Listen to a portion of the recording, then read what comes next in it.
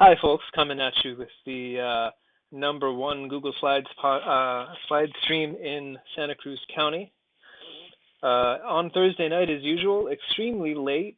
I know that it's central to my brand to be roughly on time and broadcast around 8, but sometimes that just doesn't work out. You know, it's so easy to lose track of time during this quarantine situation when you're indoors and just get distracted. And I was indeed distracted tonight by a very interesting letter about a badger, which is going to be the subject of, I think, a future one of these. Lecture sent by the King of Egypt to Augustus Octavian about the various curative properties of the badger. One weird trick that doctors, of course, hate. Well, something else that's tough during these pandemic conditions is, as many of you know, dealing with your hair, getting your hairs cut. We're all under a lot of capillary stress at the moment. Can't go to the barbos because going to the barbo is signing your own death sentence or what have you. And you know, a lot of people are sort of slowly drifting towards drifter style hair and facial hair as they lose all ability to get that trimmed by a competent professional.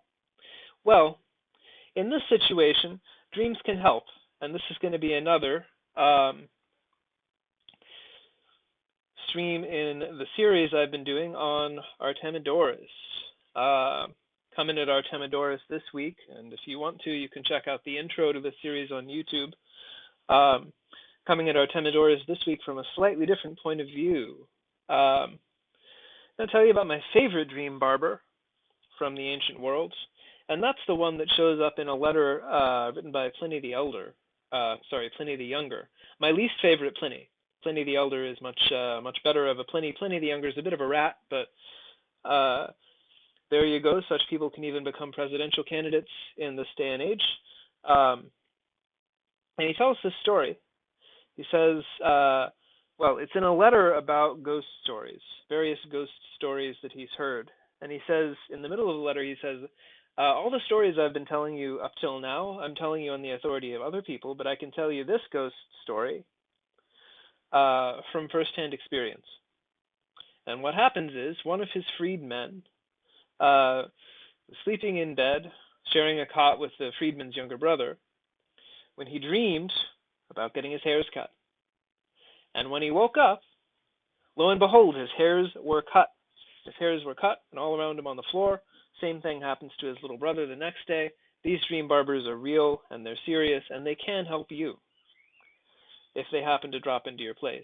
These dream barbers, who it turns out to be are men with kind of luminous robes who go around cutting people's hair while you're asleep. Well, what does it mean? Of course, it is a dream, even though it's also ghosts. It's primarily a dream. What does it mean to get your hairs cut in a dream? You might wonder what it means for the freedman, or the freedman's brother, who I think might well still be a slave at this point, of Pliny. But it means, in fact, nothing for them. It turns out to mean nothing for them.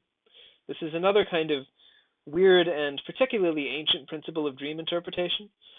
Dreams dreamed by slaves or freedmen should be interpreted. Artemidorus says, he goes back and forth on this, but he says they can be interpreted with respect to the masters or the patrons in the case of freedmen. So the dream of the haircut is not for the slave, but it's for Pliny. And what it means for Pliny is that he's going to get off the hook on a court case, which he didn't really know that he had at the time, but he did actually get off the hook if you get shaved bald. That's because, as Pliny says, people who are getting off the hook for one of these cases, typically as soon as they get out of jail, as soon as they are able to go to the barber again, they get their hair cut off because they've had to grow it long in jail. So it is a sign of getting out of jail, of getting acquitted, if you get your hairs cut. Now, Artemidorus confirms this reading of the dream. Actually, it's one of the rare places where we can say of a thing in Artemidorus, oh, this is actually a principle of dream interpretation that people use elsewhere in antiquity too. Artemidorus reads the dream barber in the same way. For him, as for a lot of ancient types, especially in the imperial period, court cases are seen as this kind of chance event on par with like a natural disaster or something. Something you don't really have a lot of personal control over, but something that happens to you. And those things, those kind of random chance events, those random encounters, are, first of all, major objects of anxiety in antiquity. And second of all, when it comes to Artemidorus' dream interpretation, these are the things that tend to be what a dream interpretation is about. So there are lots of dream interpretations that tell you the outcome of a court case. Lots of dream interpretations that tell you what's going to happen if you go on a trip. Because, of course, taking a trip in antiquity is hecka risky. You got to sail on a boat. Underneath the boat are various sharks and whales and who knows what other large beasts. People die abroad all the time. So that's a kind of a risky thing. It's the object of dream interpretation, and court cases are the same way. But that's not the only thing that a haircut can tell you about. If you get the haircut in your sleep, the head is, in Artemidorus, it's this kind of a social map. And so the right side of your head is the male side, and the left side is female. If you only get shaved on one side of your head, that means that a bunch of your relatives from that side of your family will die.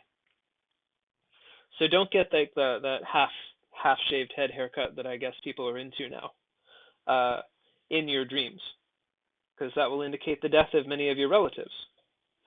However, you should also check your conscience.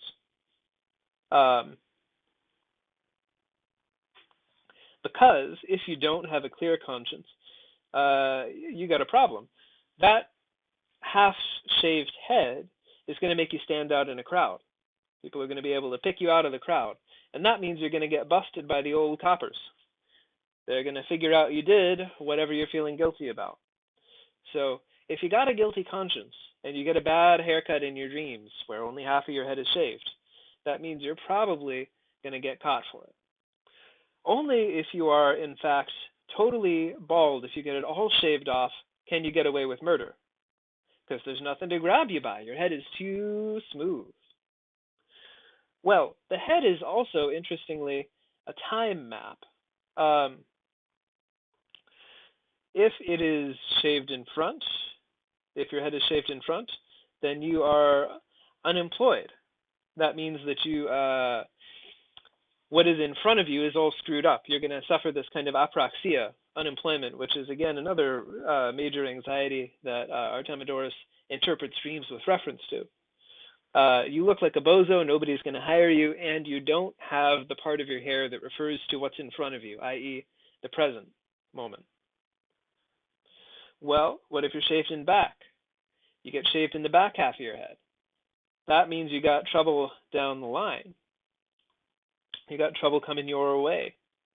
Because behind you lies the future. This is the spatial temporal metaphor that both the Greeks and Romans really go in for. The past is what you're looking at. The future is behind you. Makes sense, right? Because you can't see the future. You don't know what it is.